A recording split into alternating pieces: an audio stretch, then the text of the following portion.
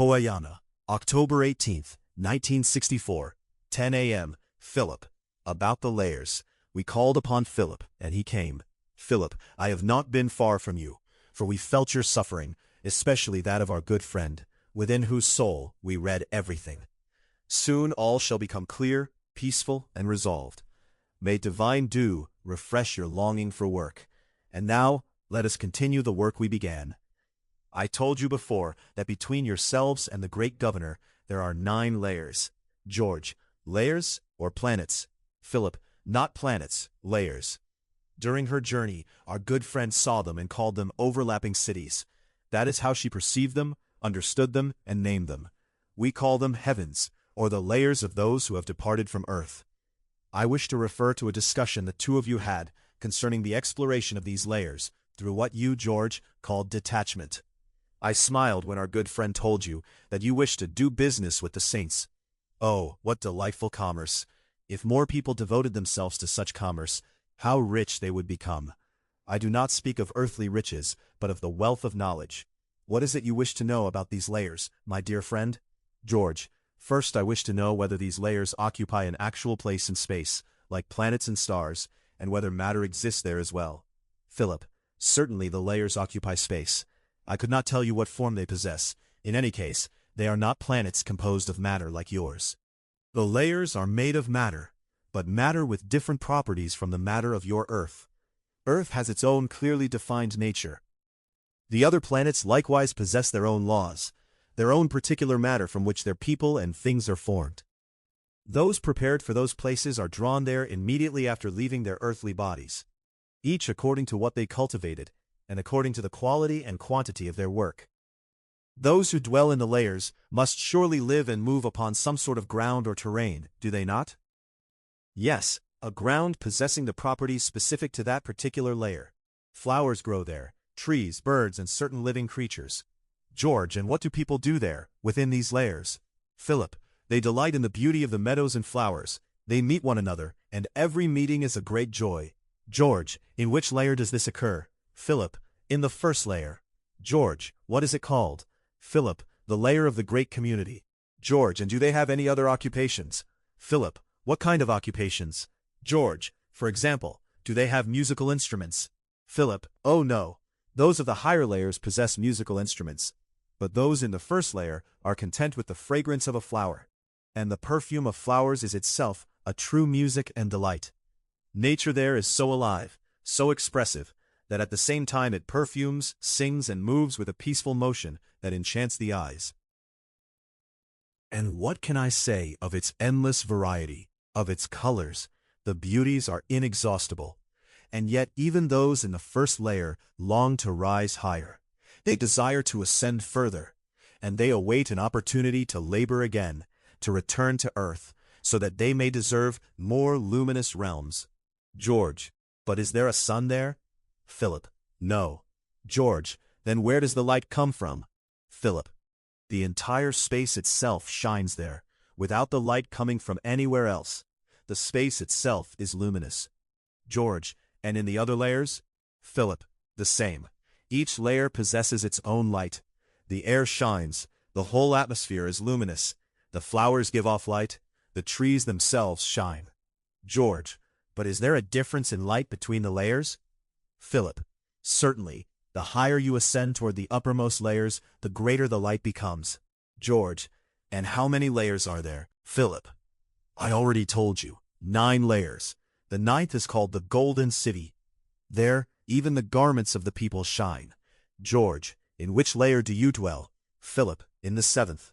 George, Veronica said when you took her there that you also have a house there. Philip, yes. There is the place for Seraphia and myself, but the house is made from a living, luminous, radiant material. George, what do you mean? Philip, it is a marvelous house. It takes whatever form I desire, without the need for hands to shape it. For example, if a guest comes to visit me, merely through my wish the house expands, and a new chamber forms by itself with everything I desire within it, so that the guest may feel welcomed. George, and when you leave, can someone else enter it? Philip, do you think it is like your world, with thefts and violations of law? No, each one's place is respected, without the need for keys or guards. There, reigns the law of love, esteem, and mutual respect. You must not imagine that there exists there a spirit of ownership such as exists on earth. We all feel close to one another, and meetings and visits are so natural and joyful that wherever you go, you feel at home. And the joy becomes even greater when we are able to receive and delight those who visit us with whatever each of us possesses. Even the flowers participate in our joys, and whenever we have a wish, one of the flowers immediately fulfills and satisfies it according to its own nature. Thus has the one who established the laws ordained it. George, what do you mean, establish the laws? Philip, properly speaking, God did not create the laws. The law is born of itself. It forms itself through the discipline of evolution. But God gathers all laws into unity. George, and the laws that manifest at his level must have the highest form of manifestation, must they not? Philip, the same laws exist throughout the universe. Only the manner of their manifestation differs according to the specific nature of each level. This does not mean the law itself changes. The law, in essence, remains the same. For example, the laws of energy differ somewhat in their manifestation upon different layers, although they operate at every level while preserving the character specific to that level. George, I would be interested in the differences in energy specific to each layer. Philip, energies cannot be measured in our world, yet in a single instant one may pass through all the layers. So great is the power of the radiations. George, you mean you're coming here to us? Philip, yes, in only a few moments we pass through all the layers. That is when we travel alone. If we take someone with us, as we took Veronica then, we advance somewhat more slowly. George, I would now like clarification concerning a phenomenon specific to existence and spirit. A phenomenon I once observed in a sort of dream, although I was fully conscious that I was seeing. I saw a highly modern city, with buildings of extraordinary architecture. I was being carried along its streets and looking around. Stopping before a splendid structure whose side facade faced me, I wished to see its main facade, and astonishingly, the moment I desired to see it, I did, even though my position in space had not changed. More than that, wanting to see another building beyond the one before me, I saw that one too, again without changing my position in space from which I was observing. I called this phenomenon directed free visibility. Philip, exactly. You wish to see something, and immediately you see it. George, even if something stands before it, you can still see beyond it? Philip, beyond it, though it, you see according to a certain coefficient of proximity. Just as among you, at 100 meters a person appears one size, at 200 another, at 400 or 500 still another. The farther away the object is, the smaller you perceive it. George, what are the limits of this visibility? Philip, what do you mean? For example, can one see everything occurring within an entire level? Philip, if you desire it, you see it. George, but can you see the other layers as well? Philip, you may see all the layers beneath your own. Above you, however, you may see only up to the second layer, the first and second above your own. George, so you, for example, can see all the layers from 1 to 6 beneath you, as well as the 8th and 9th above you. But can you actually go into the higher ones? Philip, I may go into all the layers from 1 to 6, but above my own layer, that is, into the 8th and 9th, I cannot enter unless someone guides me there. Why? Philip, there exists a force that stops you, or rather inability. Someone must help you rise into the higher layers. George, I understand. It is again the law of polarization, the attraction exerted by the superiority of the space to which one belongs. One is drawn toward the formation corresponding to one's energetic nature. Places weaker in energy than the space from which you come may be entered because you are more highly charged energetically. But spaces more heavily charged than yourself resist you with a force you cannot overcome. Philip, precisely. Still, I must say that sometimes we are able to rise above our own layer, though only with great effort, and not for long. Afterwards we descend again, exhausted in a way, from the strain. But do not imagine that descending has no limits either. Into the layers of the fallen, 3 in number, which lie beneath the first layer, one enters only with great difficulty, because one must struggle against the attraction pulling one back toward one's own place. Moreover, the atmosphere of those 3 layers of the fallen is foul and miserable. George, I would like you one day to take Veronica there, so she may see. Philip, We shall not take her. It is extremely unpleasant. She could not endure the atmosphere. It is a tragedy, an unimaginably filthy realm. George, at least let her see it from afar. Philip. That, yes.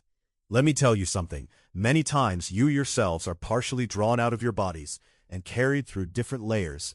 That is why you later recount certain beautiful dreams, believing them to be merely dreams. George, could you take both of us out, for example this afternoon, while we sleep? Certainly. This afternoon I shall take both of you. George, let us move on to another question. Can you hear those in other layers?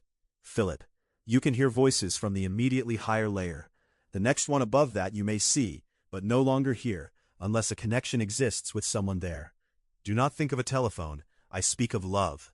If you have close ties with someone, ties formed upon earth, relatives or friends, then you may speak and be heard.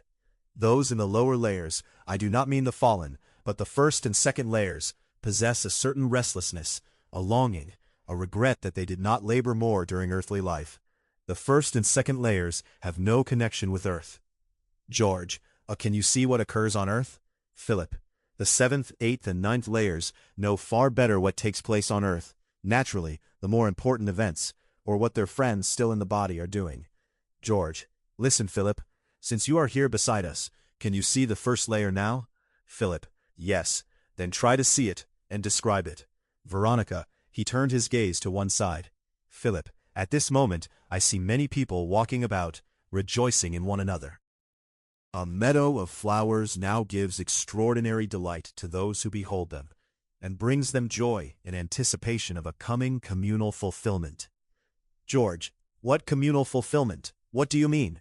Philip, their great happiness is the hope of the approaching time when the joy of the whole community shall come, the coming of that one flock with one shepherd. This is the freedom they will then possess, the ability to pass freely and visit the other layers. George, and now they cannot? Philip, no, the first and second layers are not permitted to communicate with those above them. George, why? I already told you, the laws of the layers do not allow it. George, and how will they one day be able to do so? Will these laws no longer operate? Philip, that too is a question for us. We ourselves do not know. What is good for these two layers is that they no longer suffer the agonies and afflictions of bodily life. Once they have left earth behind, those sufferings are gone. Yet they remain yearning for greater joys, for deeper spiritual fulfillment.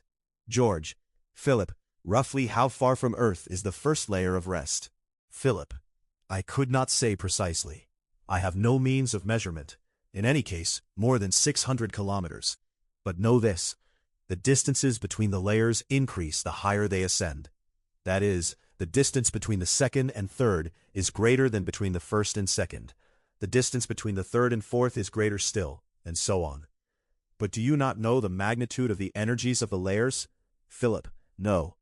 George, but are there not physicists who study such matters? Philip, yes indeed. But I have other missions. Those of the eighth layer, called the layer of the elder wise ones, know these things. They possess a far greater scope of understanding, and you may learn from them.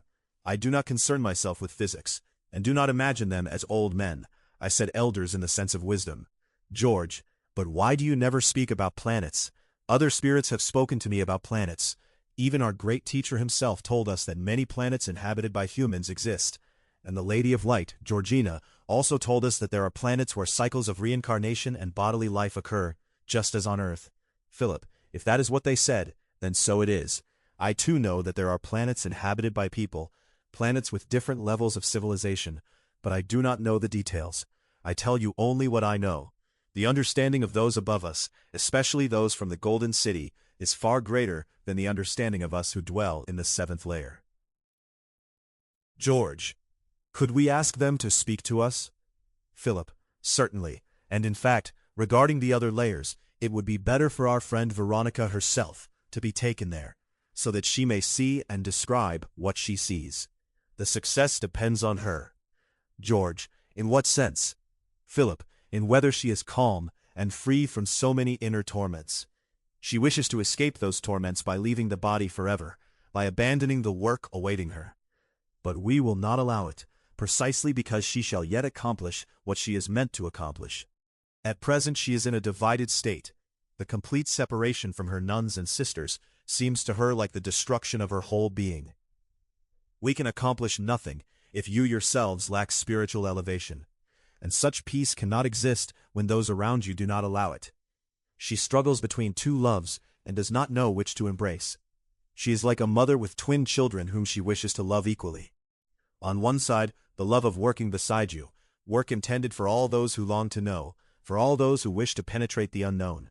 On the other side, the love for her girls, which in truth means preserving the few who will remain beside her. Your soul is weary from turmoil, beloved Veronica.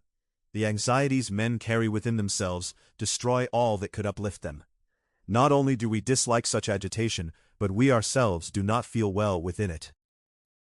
When a person possesses peace of soul, when he knows how to cast away his anxieties, he may rise to great heights, and he gives us such joy that we not only answer what he asks, but also give him things he never expected to hear.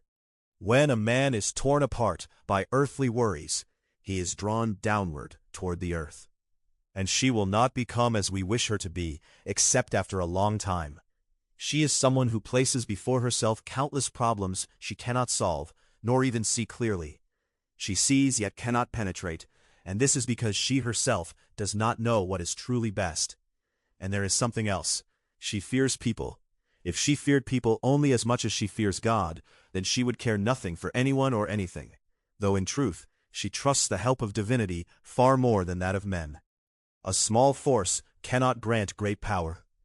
One cannot demand from a weak person what one asks of someone who has surpassed the seventh layer. Let me add something to what I said before. The lower layers cannot answer the calls of people. They do not hear them. The seventh layer concerns itself especially with helping those on earth. That is to say, if a person has enough power in prayer for his prayer to rise as high as the seventh layer, then he is heard and helped. But if his strength reaches only the first layer, then it is like an unanswered prayer. There are very many whose prayers rise only to the first layers, and because their prayer does not even reach the seventh layer, they obtain no result and receive no answer. George, and our prayers, what power do they possess? That depends on the state you are in. Sometimes your elevation reaches the golden city, sometimes only the first layer, at other times the eighth. Whenever you pray, you yourselves feel how far your prayer ascends. This one reached the higher layers. This one could not. You yourselves know the power you possess at that moment. At other times, unable to rise, the prayer simply falls back. George, what fundamentally is prayer, physically speaking? Philip, prayer is a radiation emitted while you concentrate, and it passes through as many layers as the energy it carries allows. Enough for today. George, we thank you. Veronica.